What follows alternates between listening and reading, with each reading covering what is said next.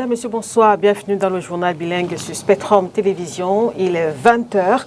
Au menu de cette édition du 6 mai, au Cameroun, plusieurs mairies sont sur le point d'être scellées pour non-paiement des factures à la Caisse nationale de prévoyance sociale CNPS. Les communes déclarent qu'elles rencontrent d'énormes difficultés dans leur fonctionnement et sollicitent un moratoire. C'est notamment le cas de Yaoundé 7. Augustin Tamba, qui est à la tête de cette mairie, a fait une sortie médiatique ce jour dans la capitale. Occasion pour le président des communes et villes unies du Cameroun, qu'il est aussi, de faire justement le point sur sa récente tournée économique en Europe. Dans les marchés, la cherté des produits continue d'inquiéter les consommateurs qui ne savent plus à quel sens se vouer. Riz, patates, viande, huile, entre autres, tout est cher. Et selon la Banque mondiale, la situation ne va pas se régulariser d'aussitôt, nous dira notre reporter Léla Rengonze dans ce journal. Une fois de plus, bonsoir. On démarre ce journal bilingue en anglais avec vous, Christelle Asexwele. Bonsoir. Bonsoir, Makedali Digitom. Good evening, televiewers. You're watching this 8 p.m. bilingual weekend news on Spectrum Television. The Douala 5 Council has officially inaugurated its administrative site today, May 6, 2022, at the Bonamou Sadi in the Douala 5 municipality after passing through the supervision of 3 mayors for a period of over 12 years. Josephine Binzi was present and files in the following report. The superficial 3,223 meter square edifice of the Douala 5 Council, with an exterior of 1,208 meter square, has today been inaugurated. The Minister of Decentralization and Local Development was guest of honor officiating the event.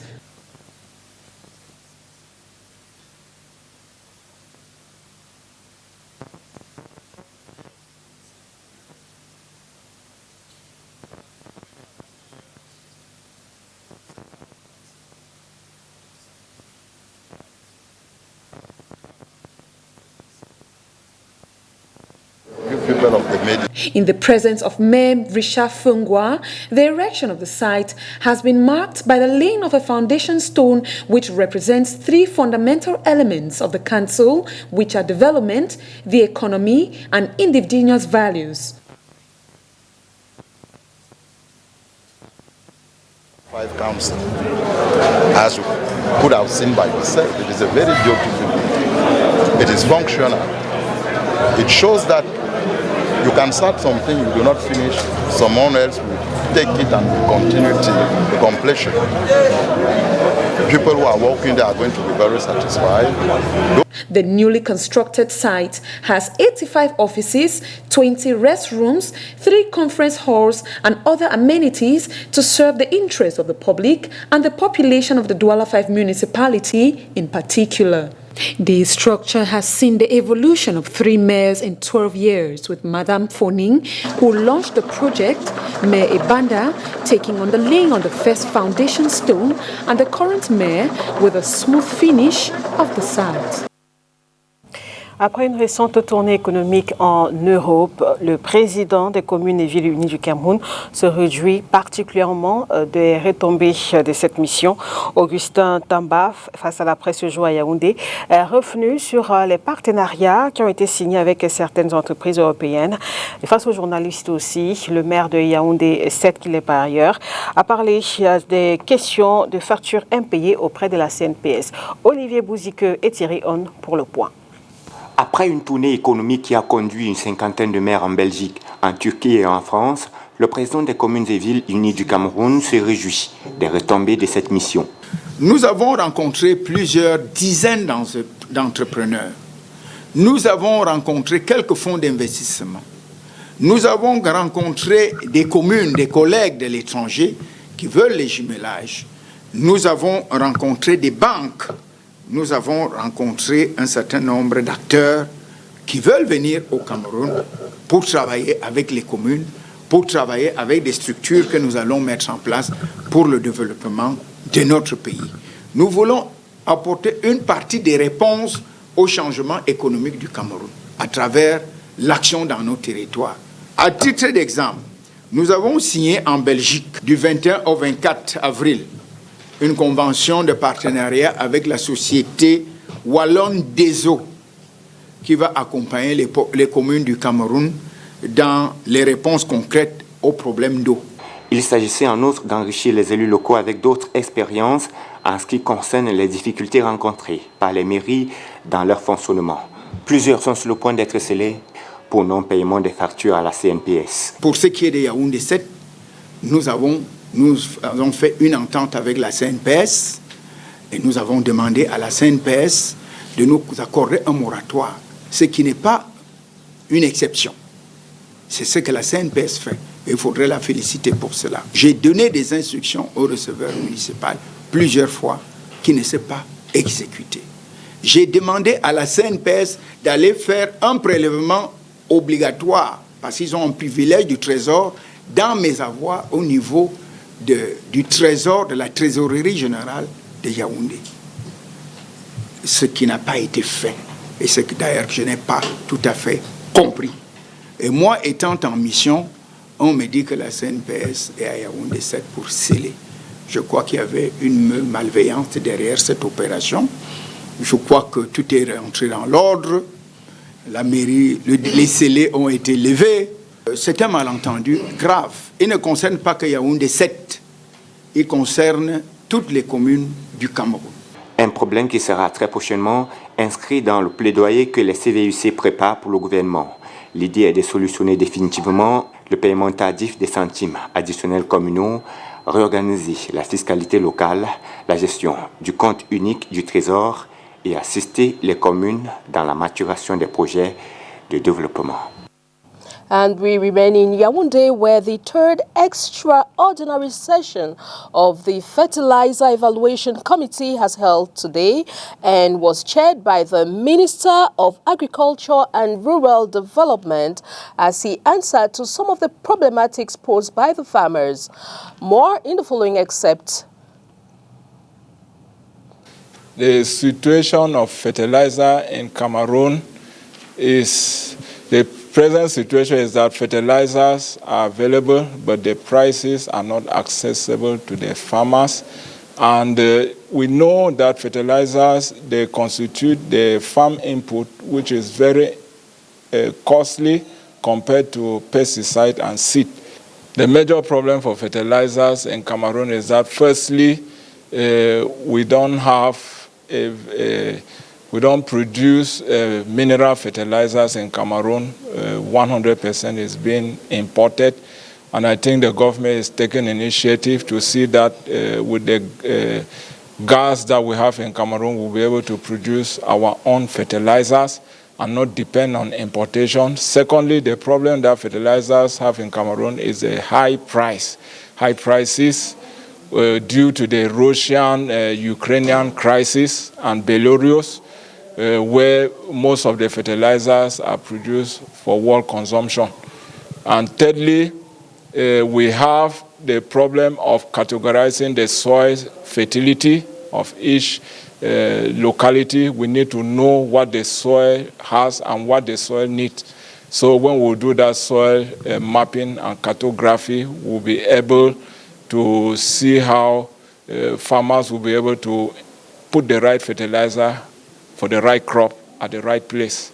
At the end of this third extraordinary session on the Committee for Fertilizer Evaluation, we expect that there will be some fertilizers that are produced locally in Cameroon and from the north, which will be marketed. And we hope that this will also improve our agriculture. There are also some fertilizers that are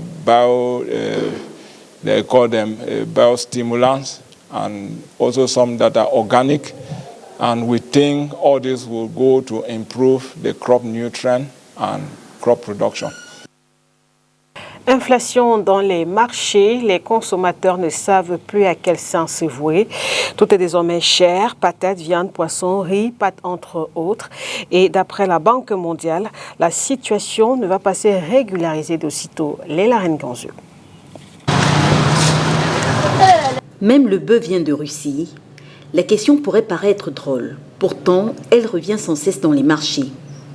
Face à la flambée des prix, les ménagères ne savent plus à quel sein se vouer. Tout est désormais cher. Riz, bananes, poissons, viande, huile, sucre. La tendance haussière des prix des denrées alimentaires ne semble pas vouloir s'arrêter. Le panier de la ménagère est tellement maigri qu'on ne comprend plus ce problème-là. Parce que quand on parle de pénurie, on se demande d'où vient la pénurie. Les gens font allusion en disant que c'est la guerre en Ukraine, ce sont les Russes, les machins, ou bien, je ne sais pas. Si la viande venait de l'Ukraine, si le riz venait de l'Ukraine, et toutes ces choses-là, il ne faut pas que certaines personnes profitent pour faire du n'importe quoi. Même le métier que nous faisons aussi, là, ça touche dans tous les domaines. Et même que même la ration à la maison, on n'arrive plus à s'en sortir. Or, avant, avec 2000 francs, 2500, on s'en sortait. Maintenant, tu donnes même 5000 francs. Ça ne peut même plus faire le marché en tant que tel. Donc vraiment, ça touche tous les domaines. Augmentation des prix des denrées alimentaires dans les marchés. Pourtant, les salaires, eux, sont restés les mêmes. Nous voyons le panier de la ménagère qui baisse malgré que le revenu n'augmente pas. Il devrait avoir un accompagnement avec la hausse des revenus des ménages. Mais tel n'est pas le cas. Nous voyons le pain qui hier, on l'achetait à 125, 100 francs aujourd'hui. Non seulement le poids a réduit, mais le prix a même augmenté. Nous pensons que les autorités doivent faire quelque chose pour que le consommateur trouve son compte dans ce pays, le Cameroun. Pour certains chefs de famille, la situation en Ukraine n'explique pas tout. Ils pensent en effet que des commerçants, certains en tout cas, usent de malice en faisant de la surenchère. Interpellation du gouvernement qui est une fois encore au banc des accusés. C'est pour cela que le gouvernement doit mettre l'accent sur le contrôle, savoir qui fait quoi, d'où vient cette pénurie, quelles sont, même pas les causes. Il y a des gens qui profitent. Beaucoup de gens profitent derrière certaines situations pour emmerder les autres. Il y a les stocks dans les magasins et les gens ne veulent pas sortir pour dire que les pénuries, et ils veulent hausser les prix. C'est au gouvernement que moi j'accuse. Il faut qu'ils fassent leur travail. Notons que cette hausse de prix des denrées alimentaires vient s'ajouter à d'autres dépenses courantes pour un pays où le SMIC est de 36 000 francs CFA. And on to this human interest story, despite numerous efforts by the authorities of the city of Douala to counter motorbike riders to respect the pedestrian pavement, their effort seems fruitless as the disorder continues to gain proportion. Catherine Kone tells us more.